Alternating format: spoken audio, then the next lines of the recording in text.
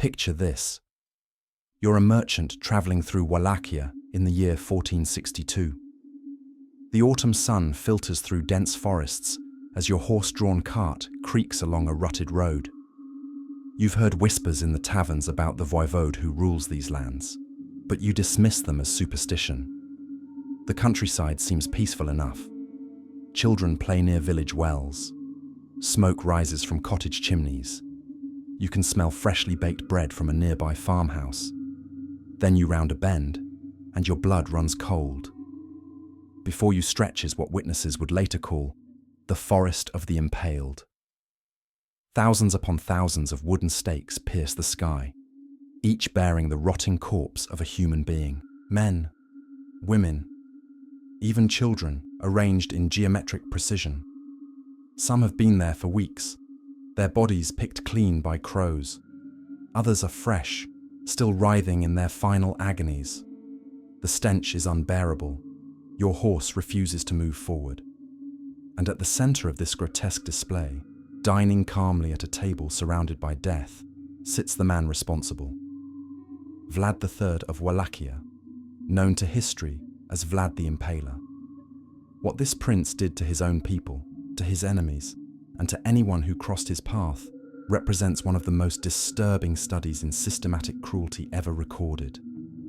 And the truth behind the Dracula legend is far more terrifying than any vampire story.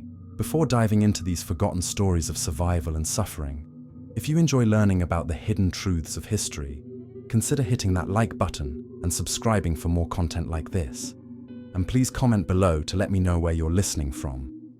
I find it incredible that we're exploring these ancient stories together from different parts of the world, connected across time and space by our shared curiosity about the past. To understand Vlad Dracula, you must first understand that he wasn't born a monster. He was created by one of the most brutal political systems Europe has ever known. Born in November or December of 1431 in the fortress town of Sighișoara, Transylvania, young Vlad entered a world where betrayal was currency and life was cheap. His father, Vlad II Dracula, had just been inducted into the Order of the Dragon, a prestigious knightly order dedicated to defending Christendom against the Ottoman Empire. The name Dracula meant the dragon in Romanian, but it also meant the devil. Vlad III would inherit both meanings, adding the diminutive suffix ulea to become Draculea, or son of the dragon, son of the devil. But here's what makes Vlad's childhood particularly disturbing. His education in cruelty began at age 11. In 1442, his father made a devil's bargain with Sultan Mehmed II of the Ottoman Empire. To secure his throne and buy peace for Wallachia, Vlad II surrendered his two youngest sons as hostages. Vlad and his younger brother Radu were dragged from their home and imprisoned in the fortress of Erigos, deep in Anatolia.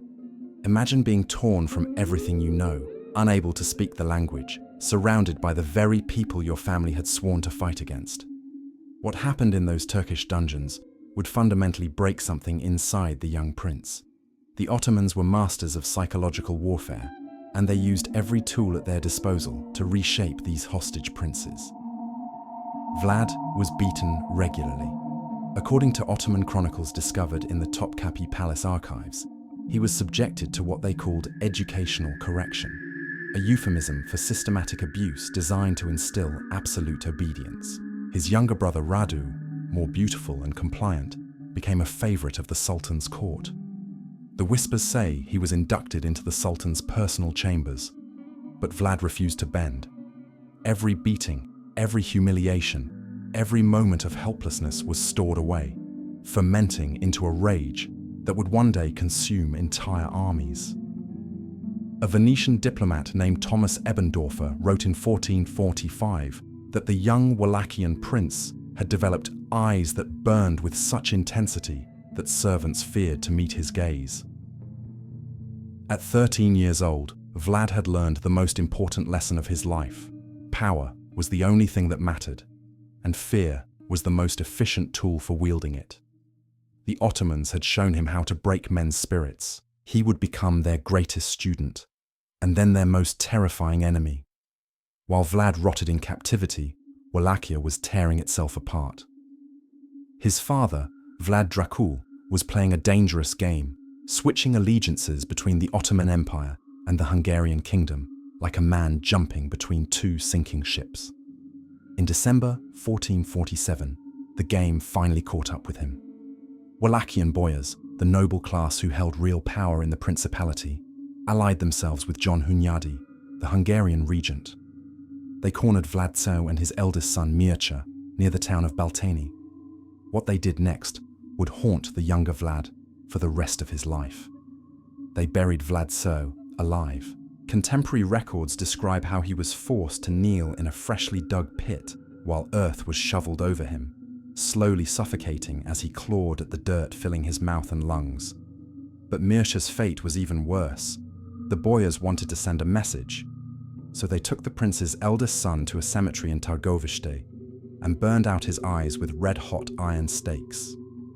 Then, while he was still alive and screaming, they buried him in a grave meant for criminals and traitors. No marker, no ceremony, just darkness and agony and the slow creep of death. When news reached Vlad in his Ottoman prison, something fundamental shifted inside him. He was 16 years old, and he had just learned that loyalty meant nothing, that noble birth guaranteed nothing, and that the boyars who were supposed to serve his family had tortured his brother to death. The Ottomans, oddly enough, had been more honorable than his own people. It was a lesson he would never forget. The boyars had made an enemy who would spend his entire reign finding new and creative ways to make them suffer. The Sultan released Vlad in 1448, installing him briefly as voivode of Wallachia. But this first reign lasted only 2 months before Hunyadi's forces drove him out. For the next 8 years, Vlad wandered like a ghost through the courts of Moldavia and Transylvania, watching and learning. He studied how Hunyadi maintained order through public executions. He observed the Moldavian prince Stephen the Great, who displayed the heads of traitors on spikes outside his palace. He absorbed the techniques of power like a sponge soaking up blood, and he waited. In 1456, his moment came. Hunyadi died of plague after the siege of Belgrade. The power vacuum in the region created an opening. With support from Hunyadi's son Matthias Corvinus and backed by Ottoman gold, Vlad III Dracula marched into Wallachia and seized the throne. He was 25 years old, hardened by years of captivity and exile, and he had a very specific vision for his reign.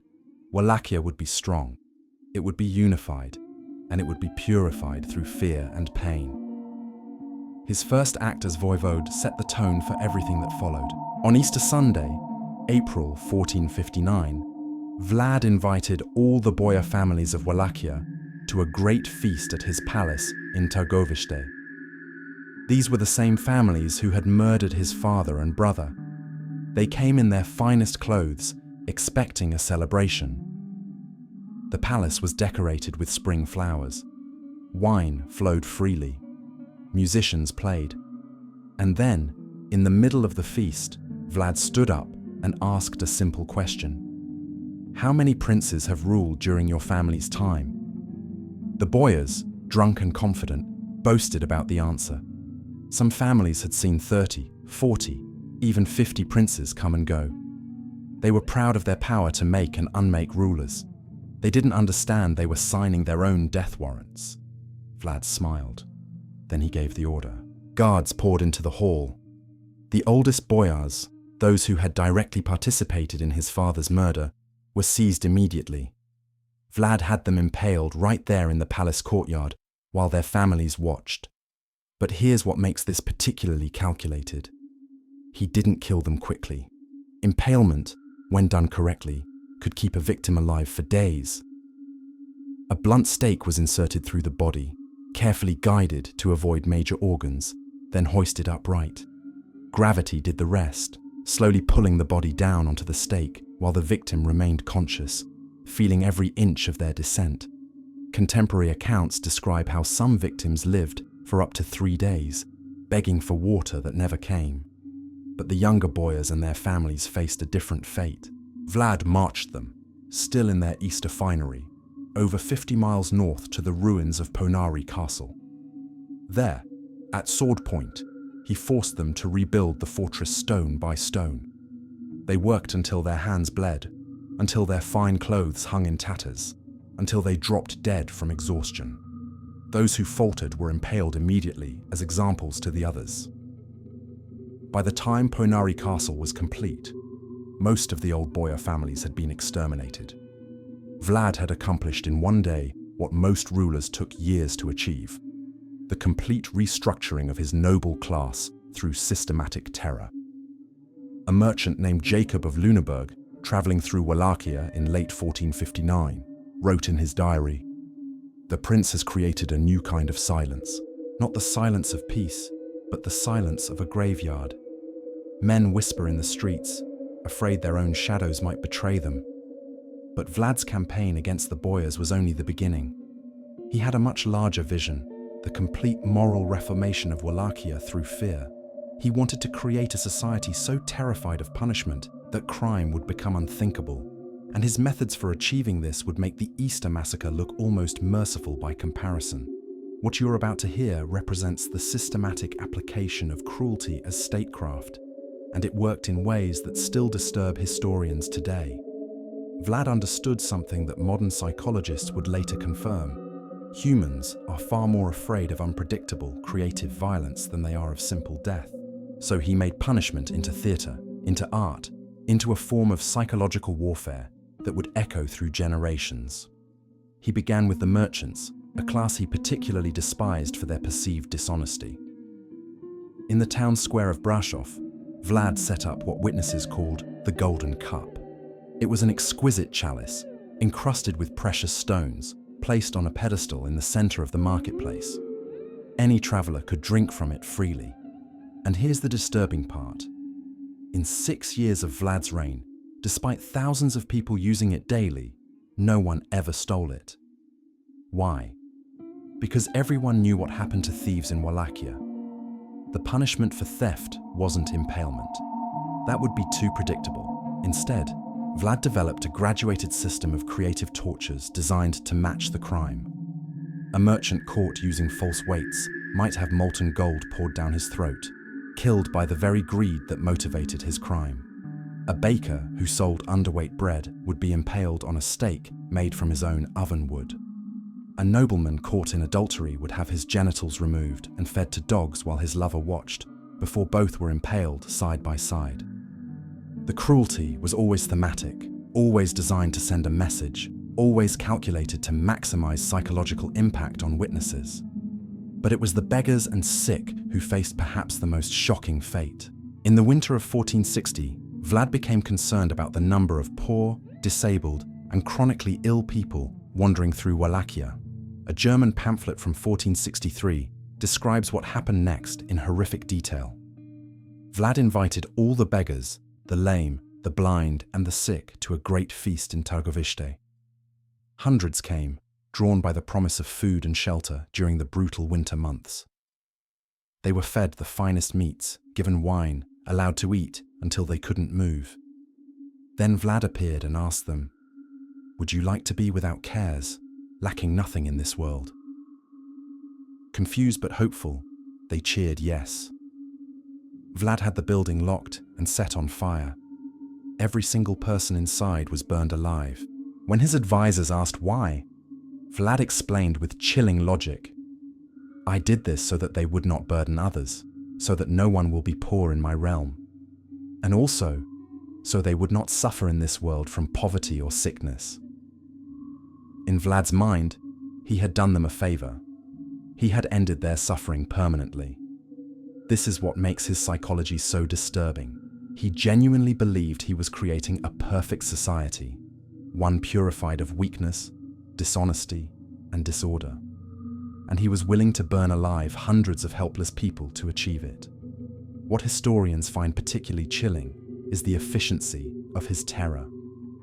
Unlike many tyrants who kill randomly, Vlad was systematic, almost bureaucratic in his cruelty. Court records from his reign show meticulous documentation of executions sorted by crime, method, and date. He kept statistics.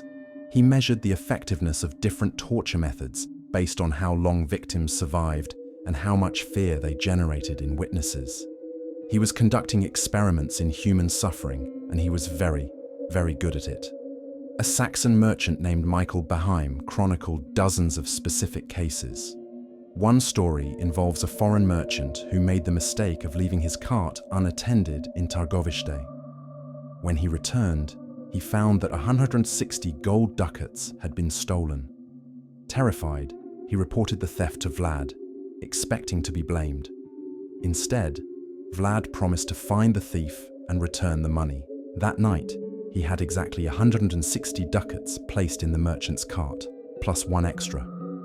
The next morning, the honest merchant counted the money and immediately reported the extra ducat to Vlad.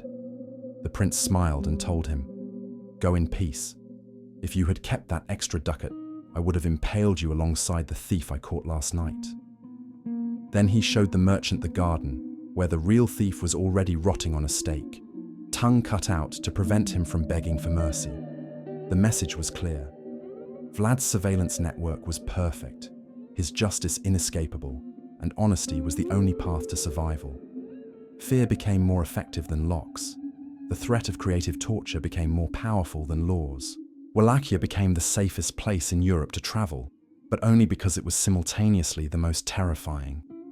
By 1461, Vlad's reputation had spread far beyond Wallachia's borders. The Ottoman Empire, which had supported his rise to power, began to regret that decision. Sultan Mehmed II, the conqueror of Constantinople, decided it was time to bring his former hostage to heel. He sent an embassy to Wallachia in early 1462, led by two respected Turkish nobles, Hamza Pasha and Katabalinos.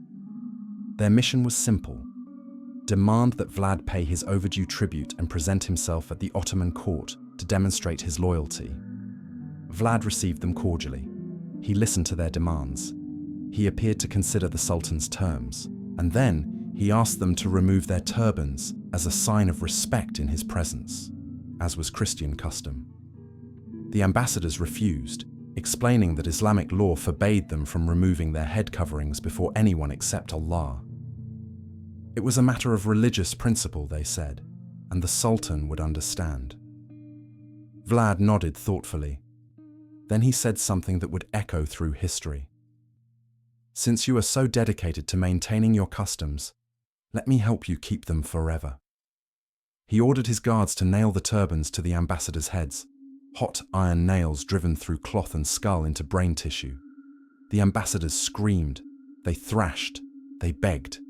But Vlad stood there calmly, watching as the nails were hammered in with methodical precision. When both men finally stopped moving, he had their bodies impaled and displayed on the road to Constantinople as a message to the Sultan. Wallachia would not bow to anyone. This wasn't just murder. This was a declaration of war against the most powerful empire in the world. And Mehmed II, a man who had toppled the Byzantine Empire and earned the title, the Conqueror, took the bait. He assembled an army of nearly 90,000 soldiers, outnumbering Vlad's forces by at least 5-1, and marched north to crush the impudent voivode once and for all. The Sultan expected a quick campaign, a brief punishment, and then the installation of a more compliant ruler. What he got instead was a masterclass in psychological warfare that would haunt Ottoman chronicles for generations. Vlad understood he couldn't win a conventional battle. His army numbered perhaps 20,000 men at most, many of them peasant conscripts with minimal training. But he didn't need to win battles. He needed to break the Sultan's will to fight. So he invented something historians now call scorched earth psychological terror. As the Ottoman army advanced into Wallachia in June 1462, they found no food, no water, and no enemies to fight. Vlad had poisoned every well, burned every field, slaughtered every animal. The few villages that still stood were filled with plague victims, dying slowly and contaminating everything they touched. Ottoman soldiers began falling sick within days. Then the bodies started appearing. Turkish scouts captured during night raids were impaled and left along the army's route of march. But these weren't simple executions. Vlad's men would capture 10 or 20 scouts, impale them in elaborate geometric patterns, and leave them where the main army would find them the next morning. Some were impaled upside down. Others had their limbs arranged in grotesque positions. A few were still alive when discovered, begging in Turkish for their own soldiers to end their suffering. The psychological impact was devastating. Ottoman soldiers began deserting. They whispered that they were fighting not a human prince, but a demon. Even the elite janissaries, the Sultan's personal guard who had conquered Constantinople itself, began to show signs of fear. They were used to enemies who fought back, not to this invisible tormentor who turned their own advance into a parade of horrors. Then came June 17, 1462, when the Ottoman army approached the capital of Targovishte. What they saw would be recorded in Ottoman, Hungarian, and Russian chronicles, each account more horrified than the last. Later histories would call it the Forest of the Impaled, but that sterile name doesn't capture the true horror. Picture this: an area stretching over 3 kilometers, filled with approximately 20,000 stakes. On each stake, a body in various stages of decomposition. The Turks Vlad had captured over the previous months, arranged with meticulous care. The tallest stakes in the center held the highest-ranking captives. Surrounding them in descending circles, like some obscene mandala of death, were soldiers, civilians, women, and children. Some bodies had been there for weeks, reduced to sun-dried leather and bone. Others were fresh, still recognizable, still drawing flies and ravens. The stench was so overpowering that soldiers collapsed before they even reached the city. Leonikos Chalkokondyles, a Byzantine historian traveling with the Ottoman army, wrote, "The Sultan and his officers were struck with horror and amazement when they saw the multitude of men impaled on stakes. There were infants stuck on their mothers' breasts, and birds were eating entrails as they hung from their stakes. Even Sultan Mehmed II, who had personally ordered the execution of thousands, was visibly shaken. He reportedly said, 'A man who does such things must be feared. He who commits such horrors is capable of anything.' That moment marked the turning point. The Sultan abandoned the siege of Targovishte after only a few days.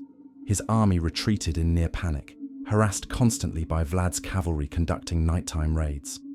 On the night of June 21st, Vlad himself led an attempt to assassinate the Sultan in his own camp, an audacious raid that came within a few hundred meters of Mehmed's tent before being repelled.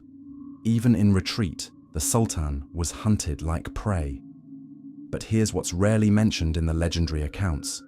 Vlad's victory came at a catastrophic price. His kingdom was destroyed. The scorched earth tactics had left Wallachia a barren wasteland. Thousands of his own people had died, either from starvation, disease, or Ottoman reprisals. And his boyars, who had never forgotten Easter Sunday 1459, were plotting against him with renewed intensity. The Sultan might have retreated, but the war had broken Wallachia's back. By November 1462, Vlad's political situation had deteriorated completely. Matthias Corvinus of Hungary, who was supposed to be his ally, decided that Vlad was more useful as a scapegoat than as a prince. Matthias needed to explain to the Pope why he had spent crusade funds on Hungarian interests rather than fighting the Ottomans. So he forged letters supposedly written by Vlad, promising secret alliance with the Sultan. The evidence was laughably fake, but it provided enough political cover for betrayal. Vlad was arrested near Brasov and imprisoned in Hungary. Contemporary accounts disagree on the exact location, but most historians believe he was held in various castles near Buda, the Hungarian capital. What's certain is that he would remain captive for the next 12 years. The irony was bitter. Once again, Vlad found himself a prisoner, just as he had been as a child in Ottoman dungeons. Except this time, the Hungarians treated him with a strange combination of fear and fascination. What happened during those 12 years remains one of history's mysteries. We know he was eventually allowed limited freedom.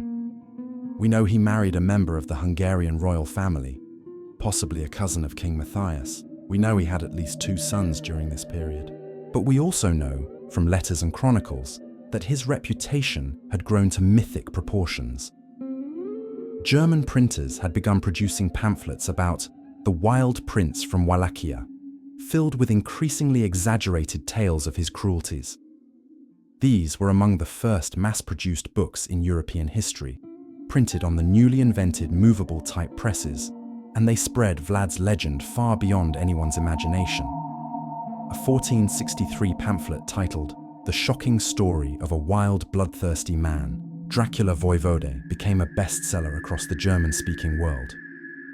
It contained 23 stories of Vlad's atrocities, each more shocking than the last.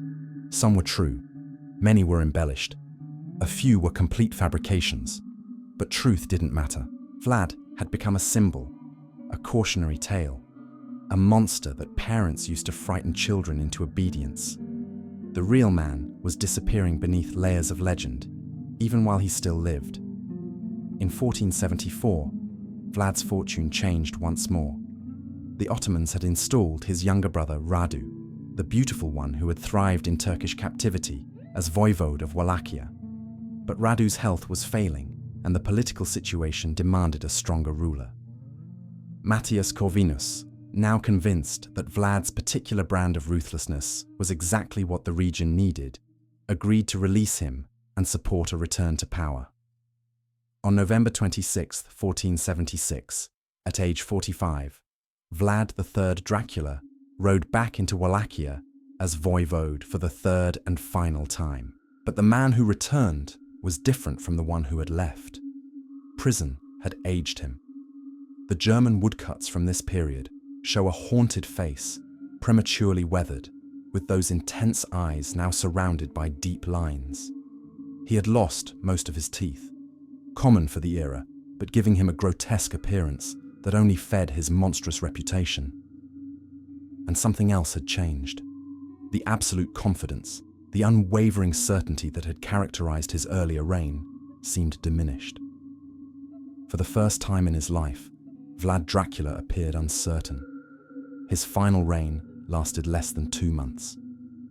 In late December 1476, while fighting Turkish forces near Bucharest, Vlad was killed. The exact circumstances of his death remain disputed. Ottoman sources claim he was killed in battle by Turkish soldiers. Romanian chronicles suggest he was assassinated by his own men, Boyars who had been waiting for their opportunity for 17 years. Some accounts say he was beheaded and his head sent to Constantinople, where the Sultan displayed it on a spike, a grimly appropriate end for the master of impalement. Other versions claim his body was buried at Snagov Monastery, on an island in a lake north of Bucharest, though excavations in the 1930s found no remains in the supposed grave. The truth is, we don't know exactly how Vlad Dracula died. Maybe it's fitting that the end of his story is shrouded in mystery and conflicting accounts, just like so much of his legend. What we do know is that a servant who survived the battle reported that in his final moments, Vlad was surrounded by enemies but still fighting, still refusing to yield. Even death, it seems, had to wrestle him to the ground. After Vlad's death, Wallachia descended back into chaos. His sons were too young to rule effectively. The Boyar families he had nearly exterminated reasserted their power. The Ottomans installed one puppet prince after another. Within a generation, Wallachia became exactly what Vlad had fought to prevent: a weak, divided tributary state, trampled between competing empires. The order he had created through terror vanished almost immediately, suggesting that fear alone, no matter how expertly applied, cannot sustain a state once the source of that fear is removed. But Vlad's real legacy wasn't political. It was literary, mythological, a transformation from historical figure to archetypal monster that would take centuries to complete. Those German pamphlets continued to circulate throughout Europe, reprinted again and again whenever printers needed sensational content. Russian chronicles painted him as either a paragon of harsh justice or a cautionary tale about power's corruption, depending on the political needs of the moment. Romanian folklore began to reimagine him as a harsh but ultimately just ruler, a strong leader who had protected his people from foreign domination. Then came 1897. An Irish writer named Bram Stoker, researching in the British Library, stumbled across references to Vlad Dracula in William Wilkinson's account of the principalities of Wallachia and Moldavia. Stoker had already been developing a vampire novel, originally set in Styria and featuring a character named Count Wampir. But something about Vlad's story, about the name Dracula meaning son of the devil, about the legends of systematic cruelty and blood, sparked his imagination. He changed his vampire's name, moved the story to Transylvania, and borrowed elements from the historical Vlad to add authenticity to his gothic horror tale. The irony is profound. The real Vlad Dracula never drank blood. He never transformed into a bat. He didn't fear sunlight, crucifixes, or garlic. He was something far more terrifying than any vampire.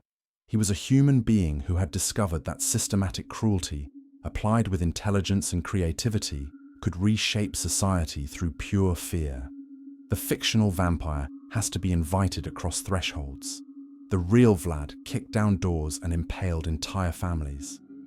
The fictional Dracula fears religious symbols. The real Vlad used Christianity as justification for his atrocities, claiming he was purifying Wallachia of sin. Bram Stoker's novel transformed Vlad from a historical footnote into an immortal icon, but in doing so, it also sanitized him. The vampire Count Dracula is supernatural, other, clearly monstrous. We can watch vampire movies and feel safely distanced from the horror because vampires don't exist. But Vlad Dracula was real. He was human, and that's what makes his story truly disturbing. Everything he did was accomplished without any supernatural powers, just human intelligence applied to the problem of controlling other humans through pain. Modern historians still debate Vlad's legacy.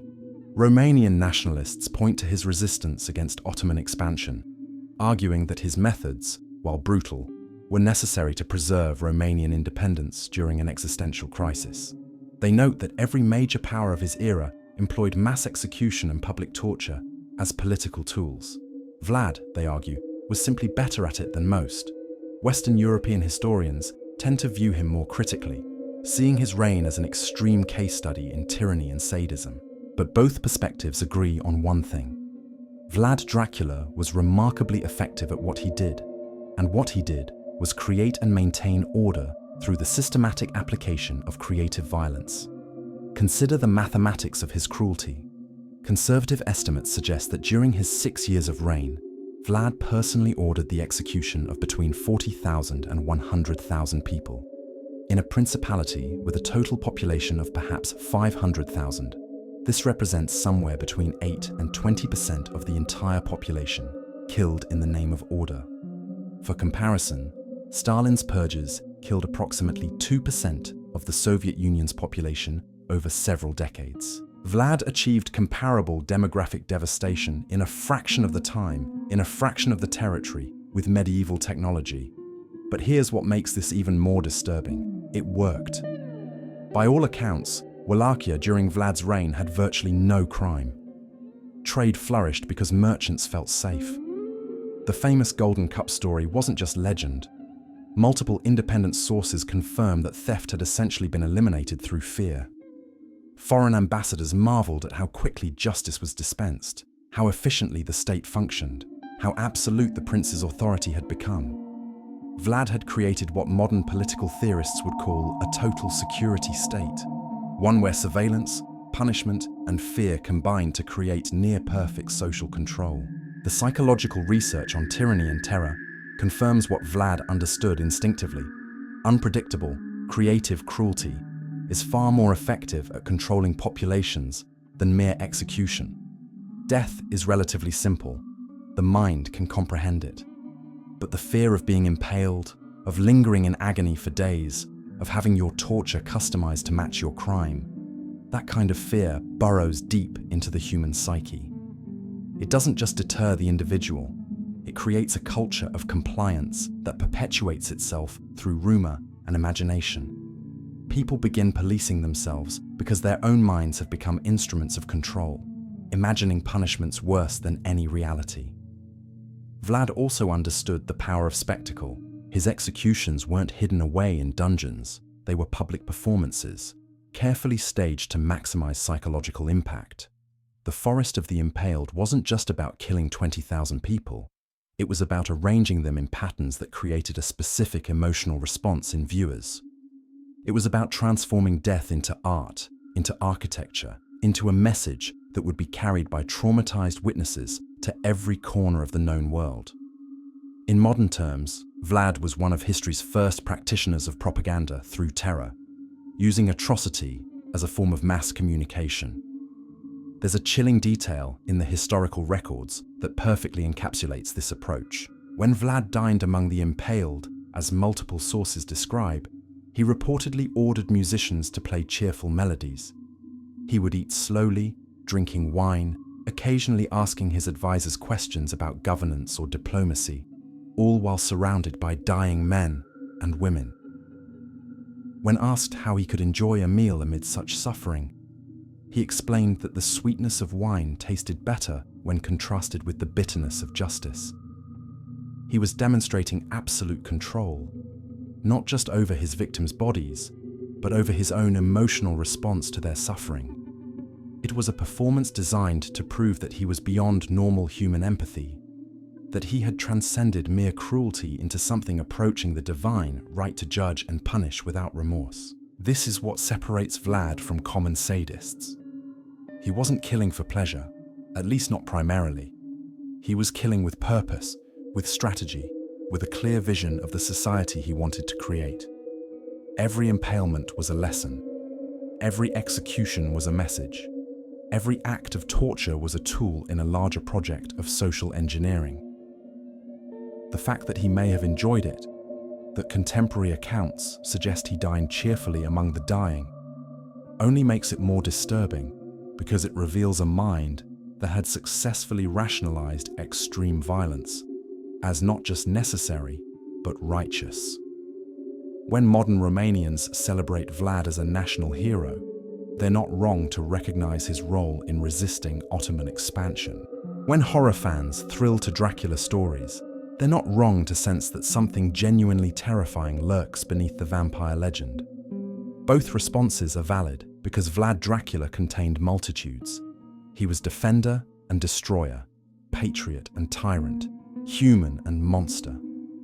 He was a product of his time who simultaneously transcended it, taking the casual cruelty of the 15th century and refining it into something unprecedented. Perhaps most tragically, Vlad's story reminds us that the line between civilization and barbarism is thinner than we'd like to believe. He created order. He established justice of a sort. He protected his people from foreign invasion. He eliminated corruption and crime. These are the goals of every government, the promise of every leader, but he achieved them through methods so horrific that 5 centuries later, we still struggle to process them. His reign poses an uncomfortable question. Is a society held together by fear and pain truly a society worth having? And if not, what does it say about us that it worked? The young boy who was dragged to Ottoman dungeons at age 11 became the man who created the forest of the impaled. The hostage who was beaten and humiliated became the prince who nailed turbans to ambassadors' skulls. The exile who watched his father buried alive became the ruler who burned beggars to free them from suffering. Vlad's transformation wasn't supernatural, it was the natural result of a brilliant, damaged mind processing trauma through the lens of absolute power. He wasn't born cruel, he was taught cruelty, and he became history's most dedicated student. Behind the vampire legend, behind the horror stories, behind the nationalist myth-making, there was a real human being who suffered real pain and inflicted exponentially more suffering in return. Vlad III Dracula lived only 45 years, but the shadow he cast stretches across centuries. Every time someone watches a vampire movie, every time Dracula is invoked as shorthand for aristocratic evil, every time Romania grapples with its complex historical identity, Vlad's ghost walks among us. Perhaps most haunting of all, we still don't know what he looked like. No confirmed contemporary portraits survive. The famous image with the long mustache and piercing eyes dates from decades after his death and may be completely fabricated. Even his grave remains lost or empty. Vlad Dracula has become pure legend, pure symbol, pure nightmare. The real man, with his real pain and his real cruelty, has been consumed by the myth he inspired. And maybe that's appropriate. Maybe someone who worked so hard to make himself feared, who transformed his own suffering into a weapon wielded against thousands, deserves to exist only as legend, as cautionary tale, as eternal reminder of what human beings become when power meets pain. What makes Vlad the Impaler's story so haunting isn't just the scale of his atrocities or the creativity of his cruelties. It's the fact that he was trying, in his own twisted way, to create something better. He genuinely believed he was building a strong, unified, incorruptible Wallachia. He saw himself as the surgeon, not the disease, cutting away corruption and weakness with methodical precision. Behind every historical narrative of strong leadership, behind every tale of harsh but necessary justice, there's the shadow of Vlad Dracula, reminding us that the road to hell isn't just paved with good intentions. It's built on the bodies of those who were sacrificed for someone else's vision of perfection. Vlad Dracula's story reminds us that even across the vast gulf of 5 centuries, the capacity for human cruelty remains unchanged, even as the justifications we use to excuse it evolve with the times. If you found this deep dive into the real story behind the Dracula legend as fascinating and disturbing as I did while researching it, please consider subscribing to the channel. There are countless other hidden stories from history waiting to be explored. Tales of power, survival, and the darker aspects of human nature that rarely make it into textbooks. Hit that subscribe button and turn on notifications so you don't miss the next journey into history's shadows. And if you have suggestions for other historical figures or events you'd like me to cover, drop them in the comments below. Until next time, remember that the truth is often more terrifying than any legend.